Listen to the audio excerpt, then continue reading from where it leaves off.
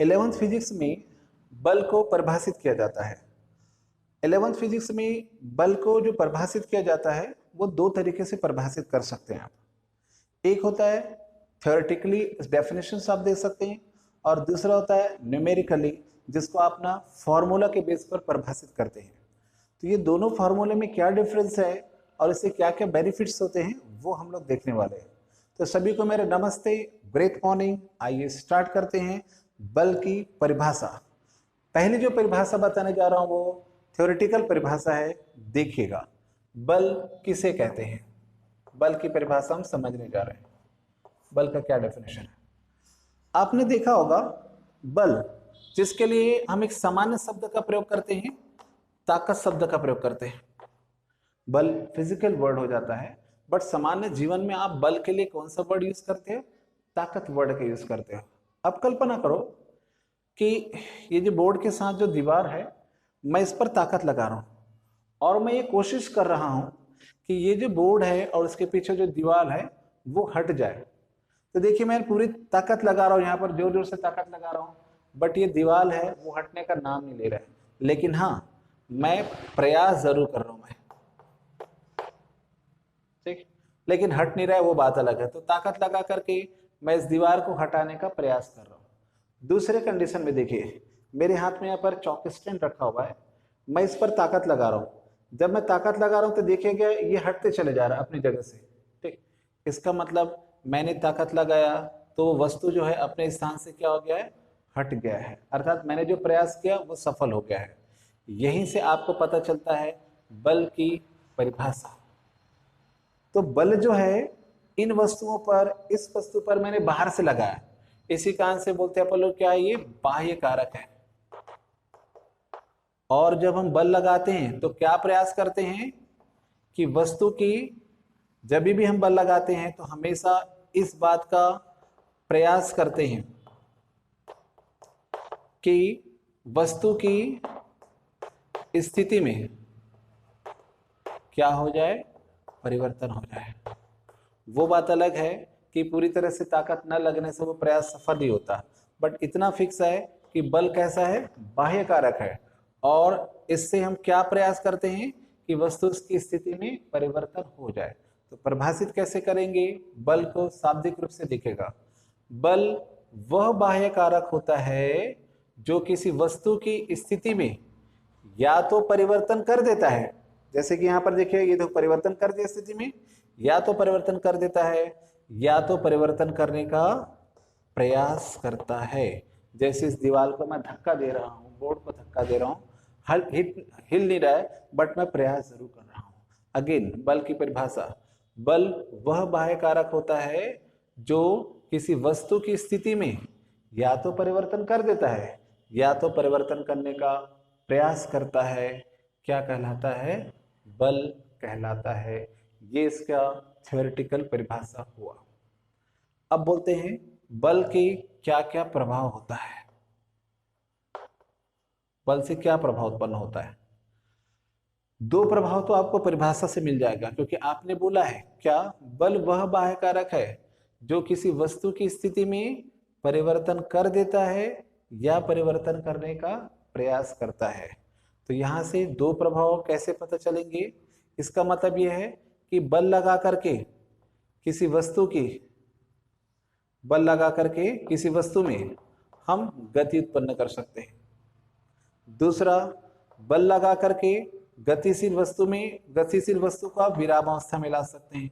तो परिभाषा से दो चीज ऐसी मिल जाता है। पहला प्रभाव क्या? कि बल लगा करके किसी वस्तु में गति उत्पन्न किया जा सकता है। दूसरा प्रभाव क्या? बल लगा करके किसी वस्तु को विराम अवस्था में लाया जा सकता है। आप इसको अगर अच्छे से समझ गए होंगे तो दूसरे तरीके से भी ऐसे बोल सकते हैं। क्या? बाह्य बल, बल के द्वारा आप किसी वस्तु की विराम अवस्था में परिवर्तन कर सकते हैं, या फिर बल के द्वारा किसी वस्तु की गति अवस्था में परिवर्तन कर सकते हैं। दो तरीके से लिख सकते हैं। और क्या? मान लीजिए कोई वस्तु है, जैसे कि आपने देखा होगा, आप जब गाड़ी चलाते हैं सीधा सीधा चला रहे हैं, आप मोड़ आता है तो आप क्या करते हैं? ताकत लगाते हैं और यू हैंडल को करते हैं तो गाड़ी क्या होती है? मुड़ जाती है। अर्थात गाड़ी की दिशा बदल जाती है। इसका मतलब हुआ कि बल लगा करके आप गति की दिशा को बदल सकते हैं। नेक्स्ट, जैसे ही मेरे पास चौक स्टैंड है, इसकी लंबाई मान लीजिए 6 या 7 सेंटीमीटर की है, मैं इसको तोड़ दूंगा तो इसकी लंबाई पहले से कम हो जाएगी। ओके, इसका मतलब क्या हुआ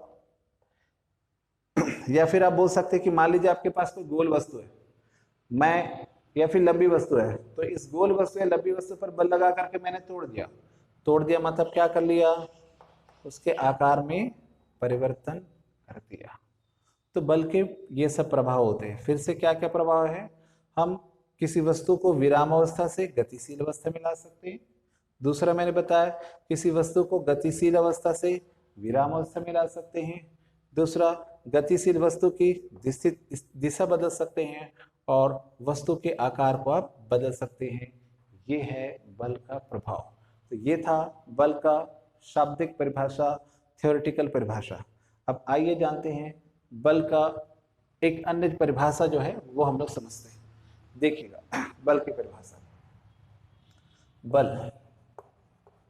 बल का सूत्र होता है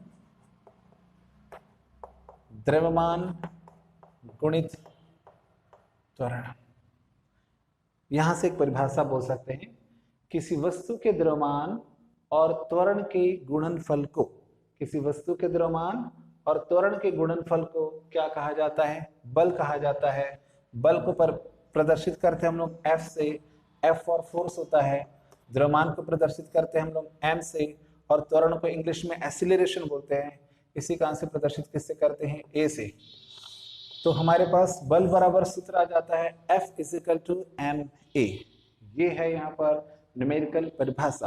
क्या बताया मैंने, किसी वस्तु के द्रव्यमान और उसके त्वरण के गुणनफल को क्या कहा जाता है, बल कहा जाता है।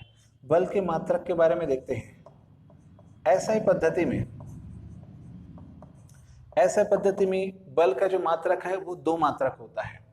एक जनरल मात्रक क्या होता है, देखिएगा m द्रव्यमान है, द्रव्यमान का मात्रक हो जाएगा किलोग्राम, और त्वरण का जो मात्रक होता है मीटर प्रति सेकंड स्क्वायर होता है। उसी प्रकार से अगर मैं सीजीएस पद्धति में बात करूं मात्रक की, तो यहाँ पर m से हो जाएगा क्या, ग्राम, और त्वरण के लिए हो जाएगा छोटा मात्रक सेंटीमीटर प्रति सेकंड स्क्वायर। बट आपको पता होगा कि बल का जो इतना बड़ा मात्रक है वो जनरली लोग नहीं बोलते हैं, छोटा मात्रक बोलते हैं, जिसको हम लोग क्या बोल सकते हैं, व्यवहारिक मात्रक। तो ऐसा पद्धति में बल का जो व्यवहारिक मात्रक होता है, इन सबको शॉर्टली क्या बोलते हैं हम लोग, न्यूटन बोलते हैं, जिसे प्रदर्शित करते हैं कैपिटल N से। उसी प्रकार से सीजीएस पद्धति के लिए व्यवहारिक मात्रक लिखा जाता है डाइन, जिसको प्रदर्शित करते हैं कैपिटल D से प्रदर्शित किया जाता है। तो ये है ऐसे पद्धति में बल का, और सीजीएस पद्धति में बल का मात्रक। नेक्स्ट, इसी में आपने देखा होगा विमी सूत्र। विमी सूत्र में देखिएगा ये लिखा F = ma। तो यहाँ पर द्रव्यमान के लिए प्रदर्शित क्या करते हैं आप, कैपिटल M प्रदर्शित करते हैं। और ये रहा त्वरण। अगर त्वरण का नहीं मालूम है तो आपको थोड़ा बैक होना पड़ेगा। ठीक, बैक होना पड़ेगा मतलब त्वरण का नहीं मालूम है तो त्वरण का फॉर्मूला सोचना पड़ता है। वेग में परिवर्तन बटे समय, वेग में नहीं मालूम है तो वेग का फिर से दूरी बटे समय। तो अगर आपको मालूम है तो डायरेक्ट लिख सकते हैं। वैसे त्वरण का विभि सूत्र होता है LT-1। फाइनली आपको प्राप्त होता है MLT-1 प्राप्त होता है। तो ये था, पिछला मैंने बताया थोड़ी देर पहले, वो बल का परिभाषा था थ्योरेटिकली, और यह है आपका आंकिक परिभाषा। अब बल में ही एक और लास्ट क्वेश्चन बता दूं, उसमें पूछता है न्यूटन और डाइन में क्या संबंध होता है। तो देखिएगा न्यूटन और डाइन में क्या संबंध होता है। ठीक है,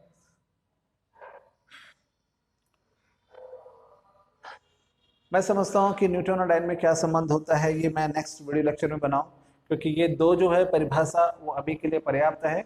जस्ट इसके बाद मैं दूसरा वीडियो लेक्चर डालूंगा जिसमें हम देखेंगे न्यूटन और डाइन में क्या संबंध होता है। तो आशा करता हूं कि मैंने जो डेफिनेशंस बताए दोनों प्रकार के और मात्रक और विभेद सूत्र बताया वो समझ में आ गया होगा। अगर अच्छा लगता है तो प्लीज वीडियो को लाइक कीजिए और शेयर कीजिए और मेरे साथ हमेशा बने रहिएगा नए नए वीडियो के साथ में। वीडियो देखने के लिए बहुत बहुत धन्यवाद। Thank you very much.